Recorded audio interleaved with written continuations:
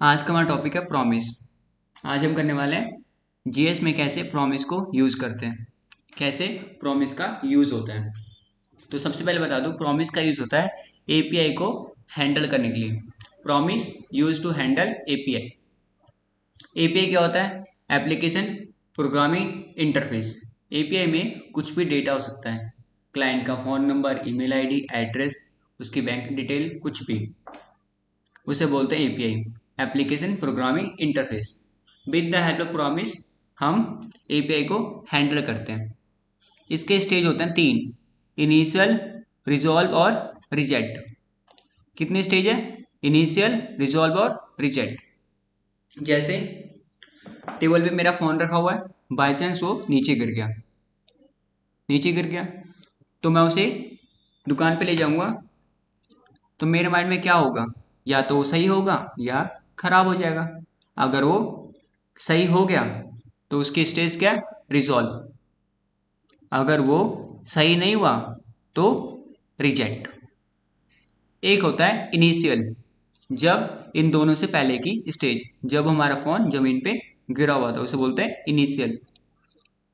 Resolve और reject से पहले की स्टेज, उसे बोलते हैं इनिशियल। ये होते हैं प्रॉमिस के स्टेज। प्रॉमिस का मतलब क्या होता है? In JavaScript promise is an object. मतलब प्रॉमिस क्या होता है? एक ऑब्जेक्ट ही होता है that will produce a single value sometime in the future. Promise क्या करता है? सिंगल वैल्यू प्रोड्यूस करता है। अगर जो हमने वैल्यू दी है, जो हमने एपीआई दी है, अगर वो ट्रू हुआ तो रिजॉल्व होता है। अगर वो प्रॉमिस सक्सेसफुल हो गया तो रिजॉल्व।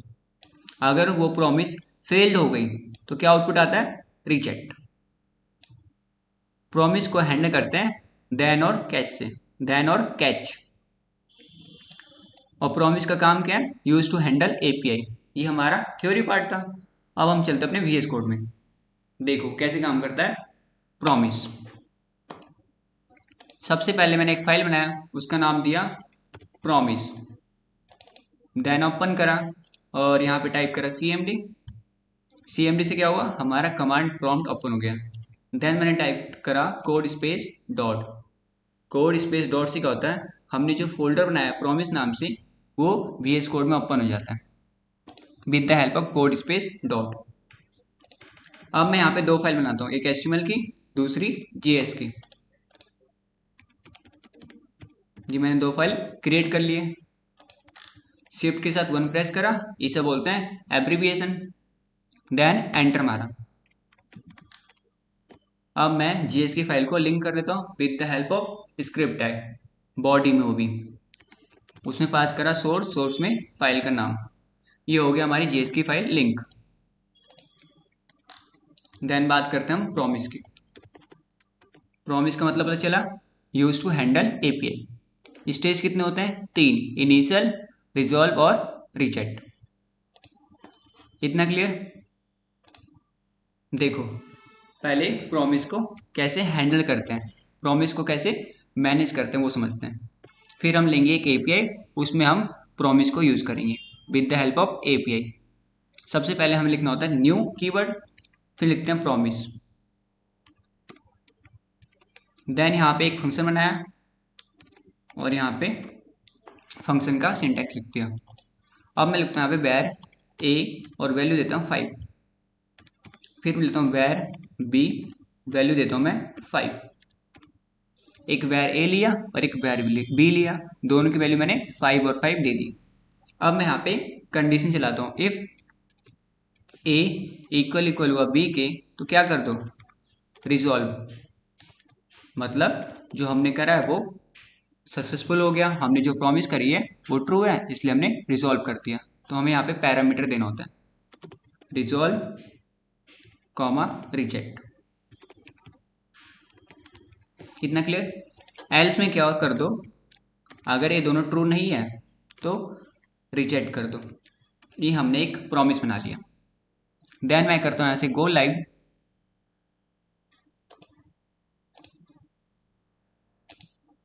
ठीक है, लेकिन आउटपुट तो आया नहीं, क्योंकि बस हमने एक प्रॉमिस बना ली, उसे हमने हैंडल नहीं करा। रियल लाइफ में क्या होता है, जब हम किसी से प्रॉमिस करते हैं, या तो आप उसे फुलफिल करता हूँ या उसे ब्रेक कर देता हूँ। तो इसे हमें हैंडल करना होता है देन और कैच से। प्रॉमिस को हैंडल करते हैं देन और कैच से। अगर हमने जो प्रॉमिस करा वो ट्रू है तो हैंडल होता है देन से, अदरवाइज कैच से। तो हम लिखते हैं पहले इसको एक वेरिएबल में स्टोर कर लो। मैंने एक वेरिएबल लिया, उसका नाम मैंने दिया PRO, नाम कुछ भी दे सकते हो। अब मैं लिखता हूँ PRO प्रॉमिस का नाम डॉट में देन, क्योंकि हमें पता है ए और बी इक्वल है इसलिए हमने लिखा देन। देन यहाँ पे पास करना होता है कॉल बैक, और यहाँ पे वैल्यू पास कर दो जो आपको दिखाना है। मैं लिखा console dot log A and B is equal. Same मारा, आउटपुट आ गया A and B is equal. ये हुआ देन। प्रॉमिस को हैंडल करते हैं देन से। इतना क्लियर। अब मैं यूज करता हूँ कैच का। इसको मैं करता हूँ कमेंट। कमेंट कैसे? स्लैश स्टार और स्टार स्लैश। ये प्रॉमिस फिर से मैंने बना लिया, एक प्रॉमिस मतलब कॉपी पेस्ट कर दिया। अब मैं यहाँ पे वैल्यू देता हूँ बी की वैल्यू 7। ए और बी इक्वल नहीं है तो ये आउटपुट आना चाहिए रिजेक्ट का। सेम मारा, इसने दिया प्रॉमिस अनडिफाइंड, क्योंकि ये जो हमने प्रॉमिस करा है ये ट्रू नहीं है। तो यहाँ पे यूज करें हम कैच। कैच मतलब जो हमने कंडीशन दी है वो ट्रू ना हो तो यूज करते हैं कैच। और यहाँ पे मैसेज पास कर दो A and B is not equal. Same मारा, ये आ गया आउटपुट। अब मैं इसे फिर से करता हूँ कमेंट। अब मैं चाहता हूँ ये दोनों काम ना देन और कैच एक साथ हो जाए, कि अगर यूजर ने जो वैल्यू दी है वो दोनों सेम हुई तो ये प्रिंट कर दो रिजॉल्व, अगर नहीं हुई तो रिजेक्ट वाली कंडीशन प्रिंट कर दो। कि बार बार कोड लिखने की से कॉम्प्लेक्सिटी बढ़ जाती है। तो क्या करते हैं, देखो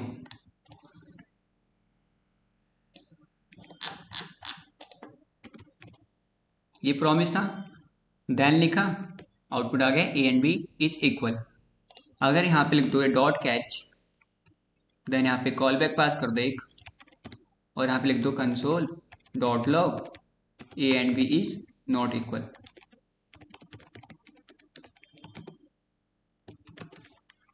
सेम मारा।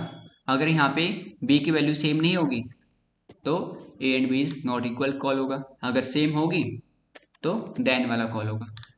इस तरह से एक ही में देन और कैच का यूज करते हैं। समझे? इससे क्या होता है, कोड में कॉम्प्लेक्सिटी कम होती है, सिंटैक्स छोटा हो जाता है। ये हो गया देन और कैच। अब हम करते हैं एक एपीआई लेते हैं, उस पर यूज करेंगे प्रॉमिस को। देखो कैसे करते हैं। सबसे पहले हम यहाँ पे जाते हैं, सर्च मारता हूँ fake API dot JSON.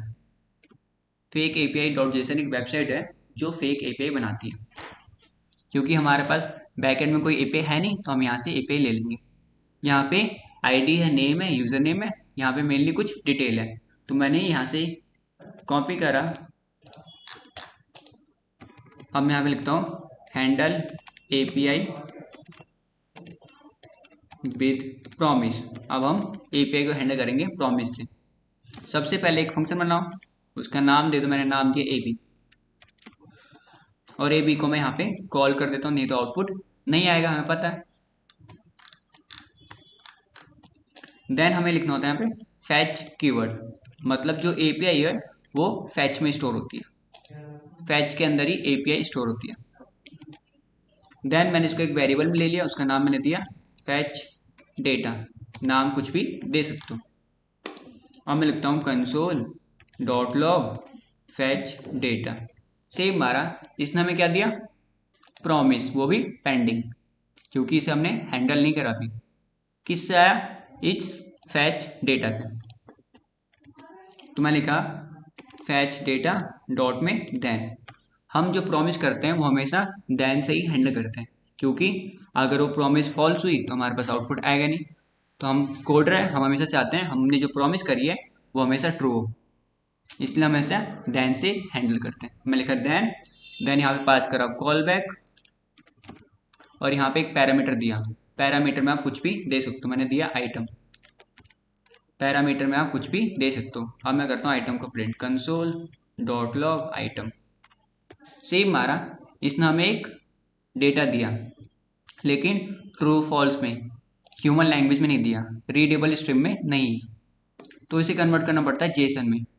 Jason मतलब जावा स्क्रिप्ट ऑब्जेक्ट नोटेशन। जेसन की हेल्प से हम कंप्यूटर की लैंग्वेज को ह्यूमन लैंग्वेज में कन्वर्ट कर पाते हैं। Jason is a data interchange format. समझे? जावा स्क्रिप्ट ऑब्जेक्ट नोटेशन इसकी फुल फॉर्म होती है। तो मैंने लिखा आइटम को कन्वर्ट करो तो किस में, जेसन में, आइटम डॉट जेसन। अब मैं इसको एक वेरिएबल में ले लेता हूँ और इसका नाम देता हूँ जेसन डेटा, नाम कुछ भी दे सकते हो। अब मैं लिखता हूँ console dot log Jason data. Save मारा, इसने हमें फिर से प्रॉमिस दिया, तो हम फिर से हैंडल करेंगे देन से। तो हमने लिखा जेसन डेटा डॉट में देन यहाँ पे कॉल बैक पास करा और यहाँ पे हमें एक पैरामीटर देना होता है। मैंने इस पर दिया गेट आइटम, पैरामीटर में आप कुछ भी दे सकते हो। मैं लिखा console dot log gate item, save मारा, इसने हमें पूरा डेटा दे दिया जो इस वाले एपीआई में था, ID, phone number, website, company का नाम और एड्रेस। इस तरह से हैंडल होता है API with the help of promise और देन और कैश से। अब कंपनी में क्या पूछते हैं, ये एपीआई से हैंडल करो प्रॉमिस को, हमने कर लिया। देन इसका डेटा निकालो, जैसे कंपनी वाले पूछेंगे इस एड्रेस को निकाल दो बाहर, तो क्या ये ऑब्जेक्ट है, ऑब्जेक्ट के लिए कैसे निकालते हैं, ऑब्जेक्ट का नाम डॉट में की नेम। तो मैं लिखा कंसोल डॉट में लॉग गेट आइटम डॉट में एड्रेस, ADDRESS, जैसा इन्होंने लिखा होगा वैसे ही देना होगा, की नेम सेम होना चाहिए। देखो एड्रेस में प्रिंट हो गया पूरा एड्रेस, लाइन नंबर 68 पे पूरा ऑब्जेक्ट और इस पे बस एड्रेस एड्रेस। इस टाइप से हैंडल होता है हमारा प्रॉमिस। एक बार देख लो कर सही से, दोबारा मैं रिकअप कर देता हूँ आपको। सबसे पहले मैंने बताया था आपको प्रॉमिस के स्टेज, 3 स्टेज होते हैं, इनिशियल, रिजॉल्व और रिजेक्ट। प्रॉमिस को फिर मैंने हैंडल करने के तरीके बताए थे, देन और कैच। अगर जो हमने कंडीशन दी है वो ट्रू हुई तो हम करते हैं देन से हैंडल, अगर फॉल्स हुई तो कैच से। फिर हमने समझा था दोनों को एक साथ कैसे करते हैं यहाँ पे। फिर हमने करा था एक एपीआई लिया था, एपीआई को हमने हैंडल करा था with the help of promise. तो सबसे पहले लेते हैं फैच, फैच में एपीआई को स्टोर करते हैं। ठीक है, फैच क्या है, एक फंक्शन होता है जो रिक्वेस्ट हम करते हैं उसे स्टोर करता है। इतना क्लियर? फैच से एपीआई को स्टोर करते हैं। देन मैंने इसको एक वेरिएबल ले लिया और इसे मैंने कॉल करा तो हमारे पास आउटपुट आया था प्रॉमिस। तो प्रॉमिस के बाद हम करते हैं देन से हैंडल। देन यहाँ पर मैंने एक पैरामीटर दिया आइटम। अब मैं लिखता हूँ कंसोल डॉट लॉग आइटम, तो हमारे पास फिर से आया था लेकिन रीडेबल स्ट्रीम में नहीं आया था, ट्रू फॉल्स में आया था। तो हमने उसे कन्वर्ट करा जेसन में, JavaScript object notation. JSON क्या होता है, JavaScript object notation is a lightweight data interchange format, जो कंप्यूटर की लैंग्वेज को ह्यूमन लैंग्वेज में कन्वर्ट कर देता है। देन मैंने इसको एक वेरिएबल लिया, फिर मैंने इसको प्रिंट करा तो हमारे पास आया था प्रॉमिस। इतना क्लियर? फिर हमने इसे फिर से हैंडल करा देन से, देन एक पैरामीटर लिया और यहाँ पे हमने कॉल कर दिया, हमारे पास डेटा आ गया। इस टाइप से कॉल होता है हमारा प्रॉमिस। समझे? इस टाइप से प्रॉमिस को हैंडल करते हैं with the help of fetch और देन स्टेज से। आज के लिए इतना ही, थैंक यू।